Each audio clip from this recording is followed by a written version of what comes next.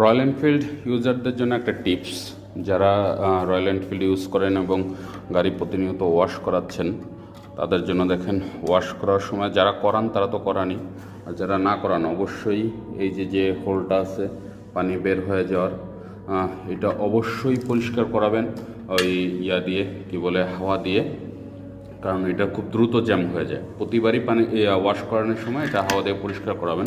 আমি গত সপ্তাহে করাইছিলাম, তারপরও এই সপ্তাহে দেখলাম যে জ্যাম হয়ে গেছে, গতকালকে বৃষ্টিতে পানিটা জমেছিল। তো অবশ্যই সবাই এটা খেয়াল রাখবেন যে এটা যতবারই আপনার বাইকটা, আপনার শখের বাইকটা ওয়াশ করাচ্ছেন, এই জিনিসটাকে আপনারা হাওয়া দিয়ে ক্লিন করায় নেবেন, যাতে হাওয়ার পানিটা এই যে এদিক দিয়ে দেখবেন বের হয়ে আসতেছে।